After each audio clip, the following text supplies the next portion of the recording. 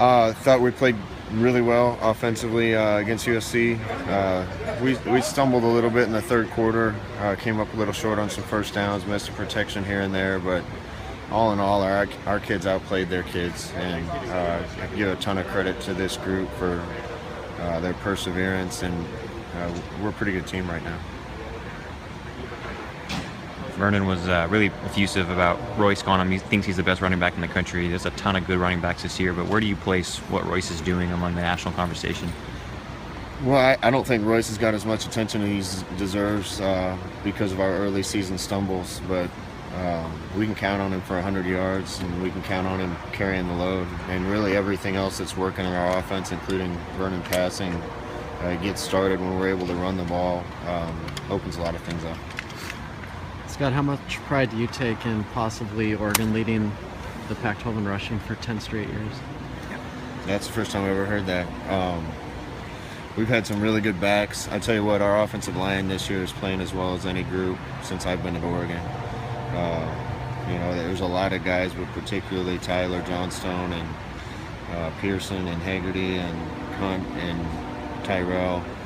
We've had those five guys healthy for the majority of the year, and as a unit, those guys are exceeding expectations, and we're running the ball on everybody right now. What is it going to mean for you to see some of the seniors and even guys like Vernon kind of go into Autzen Stadium for their last time on Friday? It happened so fast for Vernon. He's here and gone, but I sure am glad he's here. Every year there's a special group of seniors, and it'll be no different this year.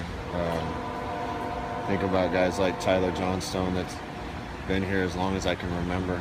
And he's been through some ups and downs, but and there's a bunch of guys on both sides of the ball.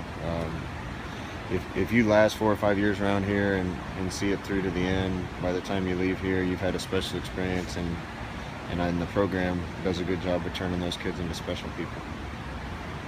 How satisfying has this season been for you guys to come from 3-3 to where you are now? Part of us feels really satisfied. I'm so proud of these kids for their perseverance, for the coaching staff for their perseverance.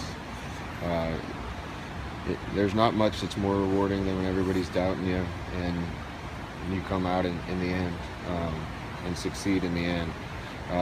Then another part of me looks back and wishes we hadn't had a couple bumps or a couple injuries here and there, and wondering where we could be. But more than anything, I'm just proud of this group and coaching staff, the players, everybody involved with it.